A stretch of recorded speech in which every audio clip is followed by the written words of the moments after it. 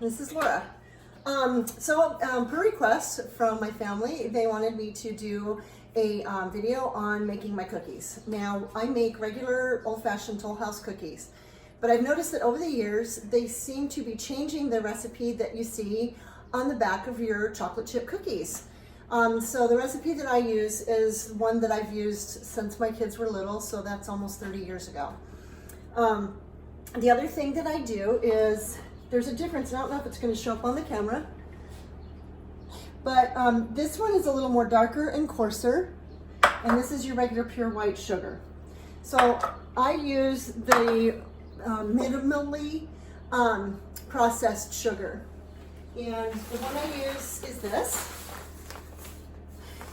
It doesn't have as much processing as, say, the regular white sugar is, and so that's what I use on that. On the flour, I also use half white flour, your all-purpose flour, and half whole wheat flour. It gives it a good firm texture without being too light and fluffy and not as heavy as it would be if it was all just the whole wheat. So the first thing that I do is, I got my mixing bowl here.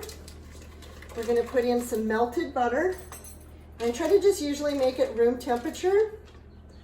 So I put in 2 sticks of butter, and each stick is a half cup, like that. So it's a full cup of butter. And then you add 3/4 cup of brown sugar, and 3/4 cup of your white sugar or the minimally processed sugar that I have. Okay. Sorry, I've been sitting out so I'd be all ready. All right, so I'm gonna put this in here, and I don't have like a fancy blender or anything, so I'm just going to use this and get this blended all up. And you blend it up until it's nice and creamy.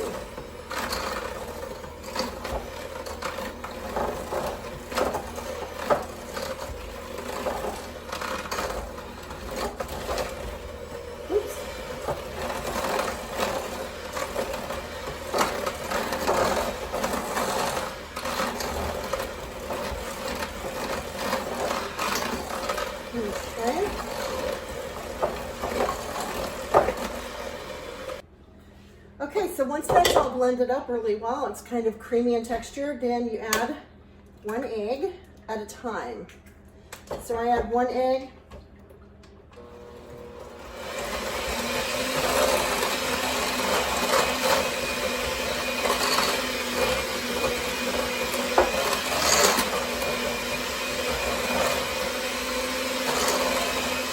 Okay, now make sure it's nice and fluffy in there. And then I will add a 2nd egg, like that.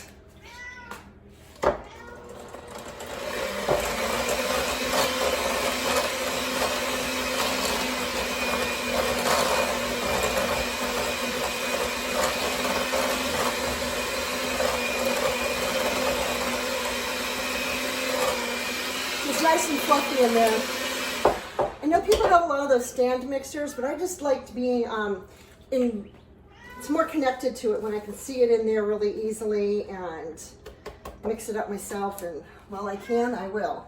So then I will add in a teaspoon of vanilla and my teaspoon of baking soda. Mix that in.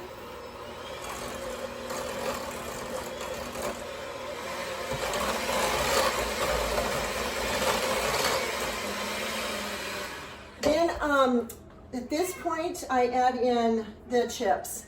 Now I notice nowadays they say add the bag of chips, and it's less than the 16 ounces.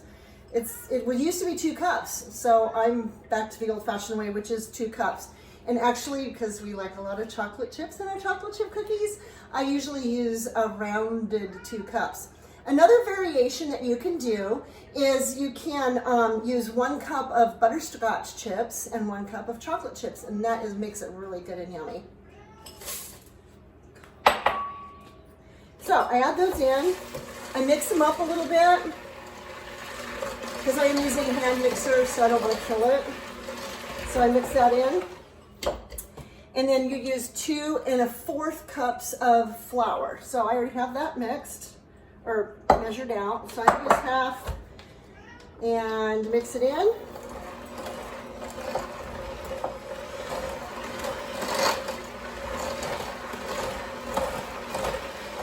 And the other half.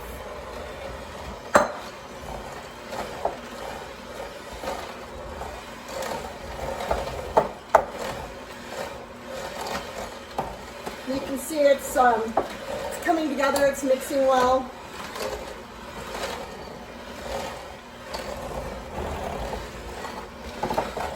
You know this is going to be a workout. It's all right, I love it. Okay, so that's it. My dough is all ready to go. Just kind of scrape it off the sides. Now what I do is I will take this and dump it in another bucket like this, another bowl. And then I make 2 recipes. I will double the recipe so I don't have to make it that often, because I like knowing what's in my cookies, and that's how I started making them so often. Is you go to the store and of course you know they're full of all kinds of preservatives because they have to have a shelf life. Well, I wanted to know what was in my cookies, so I'm like, well, I'll just make them myself. So I double the recipes and I freeze them, and they work really good freezing them. They will last for a long time. Well, depending on how fast you eat them, they'll last for a long time.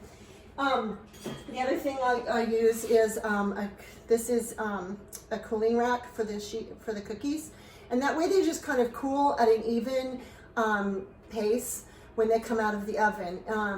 And I like my cookies a little bit underdone, a little bit on the doughy side, and some people like them really crisp. But either way, you're going to want to get one of these. They're not very expensive, and then I'll show you what that looks like as we wrap this up. So now I'm just going to put them out on my cookie sheets and get them baked. They usually take about 8 to 9 minutes, but you really need to watch it because, I don't know, sometimes they cook a little bit different. So watch the first batch very carefully. I usually set my timer for 8 minutes, and then when they start to get golden on the top and start to have like little cracks in the top of the cookie, then they should be ready to go. And I can show you what that looks like later. So I'm going to go ahead and do up my second batch, and then we'll start the baking. So the cookies are now a golden brown, and they're cooling on the rack. Well, that's a wrap. Enjoy your fresh homemade cookies. Sorry about the cat you heard in the background. That's Artemis, my daughter's cat. He thinks because he has his own Instagram page that the camera's for him. Anyway, have a blessed day.